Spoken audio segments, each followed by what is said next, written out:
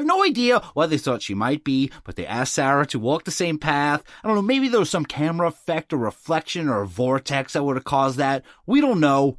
Sarah looks normal when they compare her to the ghoul that walks by this, who has a name. Hello, Diane, I have a name. Diane, we're coming over. Diane, we were coming over. We need a name. And they assume she is a nurse. We're coming over. And Diane tells them that she is a nurse named Mina Nordoff, and they even have answers to why the floating shirt is stealing jewelry. Let's hear about that. Diane's research shows that back in those days, nurses were so short on medical provisions that sometimes they would steal jewelry and valuables to buy medication for the patients that they were caring for. Okay, so This is technically still a burglary. Like the police being involved is understandable now. But yeah, what do you guys think of that? They're calling all nurses thieves now. Like all these old nurses were just thieves. They're just so worried about their patients. They were just stealing jewelry from Captain Caviar's ancestors. Yeah, that sounds really weird. Like, okay, I get that nurses want to take care of people. I don't understand how it is upon the nurses to buy the medication for the patients. Like, what is that connection? Yeah. That doesn't make any sense. Maybe one nurse stole something once. Yeah, and Diane, then she's like, "Oh, I did it because I cared for the patients." He's like, "Oh yeah. My aunt was a nurse. She stole stuff all the time." Those were two separate things. They had nothing to do with one another. Those were not correlated at all. She just happened to be a thief. Guess what? I'm sold. All right. Well, they've shown literally the most remarkable ghost footage you might ever see on television, and they're still worried about burglars taking jewelry, and they do a little wrap-up like a lot of these shows do, and they are telling this to Captain Caviar and his mom. They then show them the remarkable apparition, but they assure them that the nurse is actually nice and cool and not scary, and it's also another happy ending because they end up burying a memory box for her soul to be at rest, yada yada. Well, who cares? That video is supposed to be the star of this, so I'm going to ask you guys, had you heard about this footage before we looked into this topic? No. Yes. I haven't. Brendan has. You've heard of it. Rob, yes. Have you ever seen this footage before? I hate to say it, but no, I have not. Well, if this is what it is, and I was on that unnamed team, okay, I would be playing this everywhere, man. I would be bugging George Norrie every night on Coast to Coast. I'd be digging up Larry King, showing it to him. It'd be on Oprah. That would make sense, right? Like if you had this footage, Brendan, if you had this footage, would you ever shut up about it if you thought it was real? I mean, in my honest opinion, I would probably blast it, but I know people who I've seen. One of my friends has one of the most incredible videos I've ever seen, just on a regular investigation, not a TV thing, and she kept it to herself for years, and she probably still has it and really has. I mean, there's few people she showed it to, and it is remarkable Does she have footage. A TV show? Though? No, she doesn't. Is she looking for ratings? Because but that's exactly, you're right. I mean, if it's caught on TV, you'd be blasting that everywhere. And some of the footage is remarkable. Yeah. Thank you, I'm just going to Josh. say right now, and I don't know if y'all back me up, huge black flag right there, what I brought up, right? That this isn't just... Go on. This should be blasted everywhere. If this is what it is, that's what makes me so skeptical. You guys skeptical so far? Well, I mean, yes and no. Like, I'm always going to be skeptical just because, like, you have to be. You know, you have to run everything through the ringer. But as far as I've said this multiple times in the past, as far as people not coming forth and blasting it, it's because they assume people aren't going to believe them. And they, like, why did that lady keep it to herself, Brendan? Right? Yeah, well, just because she just felt, it was hers and she experienced it in the moment. And honestly, she was just being selfish. Okay. Well, but I agree with what you say, but you can physically grab the public and show them right here. Look, there's a ghost standing next to me. You see it? Mm-hmm. And no one's going to believe it. So it doesn't matter, there's always going to be people not believing it. And we weren't in the moment. We weren't there. We don't really know the whole situation, but it is kind of odd that it was caught for a TV show of all things. The best paranormal evidence of all time. That's true. Yeah. And that's why I was saying too, like that you both had very valid points. Like I completely agree with like that whole stance. Like you, Brendan, like that's why I sometimes don't talk about some stuff that's happened to me.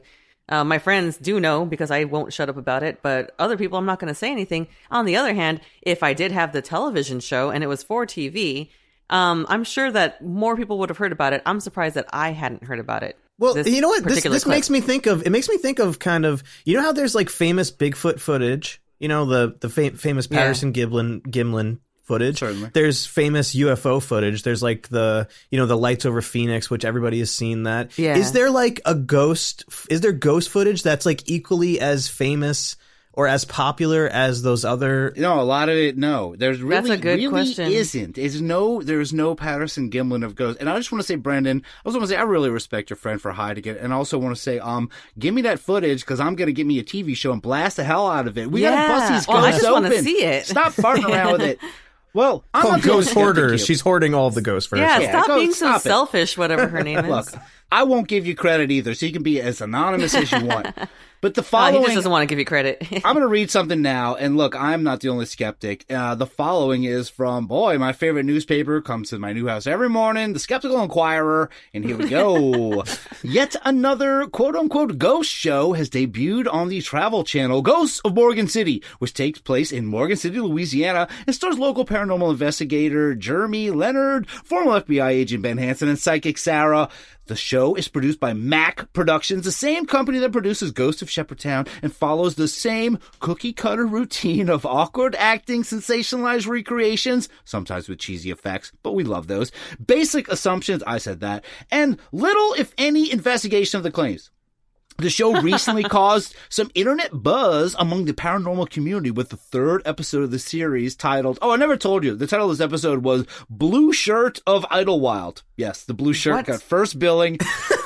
Why would they even bother naming the episodes? Like, just call it episode whatever number it is. No, Well, this that's is the the worst blue shirt name of too. Idlewild. The blue shirt. It sounds like the Blue shirt. It sounds like the shirt is the ghost. The shirt is It not the should ghost. have been called No, the greatest yeah. paranormal video of Idlewild in the world ever. The blue shirt you'd had think, nothing right? to do If with this any is of this. so, yeah. this video is so compelling that they don't even name it that. Every time they mention the shirt, it reminds me of like Doctor Strange's cape, like how it's like just a Yeah. sentient piece of It is. clothing. I was thinking the same thing too. I just keep imagining this shirt that just has an attitude about it and just is kind of like just not sassy. choosing- Yeah. It's waiting pushing for those people pants. over. I think it's waiting Get for out those of my pants. way. Yeah. Back to the article.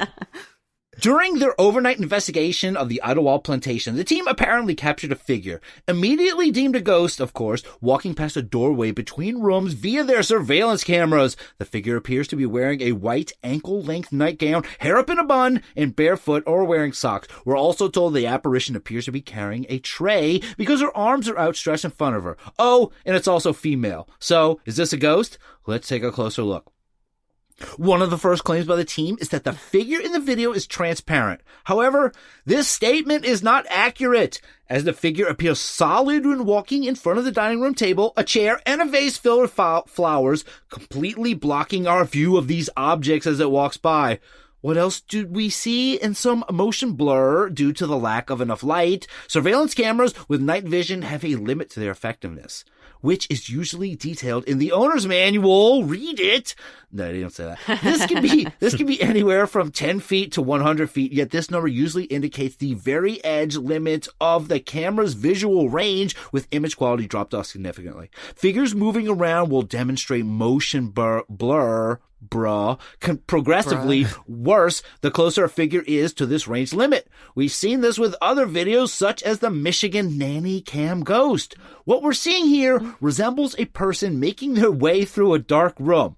Because this is a ghost hunting show, such logical conclusions are pushed aside and it is promoted as an apparition. What do you guys think of that so far? Yeah.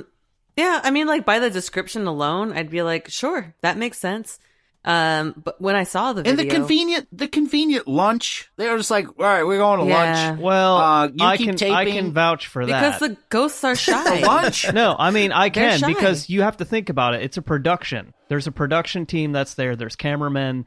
There's producers on scene, and they have their work. I mean, it's work, so they are Yeah, I given. got it. He's got a point. Usually they just don't mention it. Usually it's They like could've- that's yeah. like, you know, you don't totally open the curtains and show everything that's behind them. Yeah, but and they're so like, kind it of makes sense. Of, like, otherwise they would have said like it's while we were watching, it's while we were recording, but it's like no, But we were it's- actually out to break at that point. It's nighttime. Why do they keep calling it lunch? It's like there's the meals have names for a reason. You're gonna nitpick about the name lunch. It could be breakfast, it could be dinner, and you're gonna say like, why This are they is calling all- it lunch? thanks. Yeah, I'm not Hollywood enough. Brendan knows you eat lunch at 9:30 at night in the middle of investigations. What do I know? I'm not Hollywood. Hey, man, Russ. everyone's on different schedules. The actual footage of the ghost, the woman, what it actually looks like, it looks like they just were an old lady. It looks like they were checking by. the security system before they were going to do the shoot, and they had like the footage from the night before, and whoever owns the house, the woman just came down to get a drink of water, and it's just like it's her in her nightgown with her hair up from a different night. Well, maybe. Yeah. Let's hear more from this article. In a follow-up video posted to the Travel Channel's Facebook page on July 12th, Ben Hansen, FBI agent himself, does his version of a breakdown and gives us a little extra footage. First, we were told by Hansen, quote, about 40 seconds or so before the ghost walks by, a light goes on in the bedroom to the right. At the same time, we see movement, or someone or something, in the mirror on the left-hand side in the parlor. We see that movement again and the light goes off.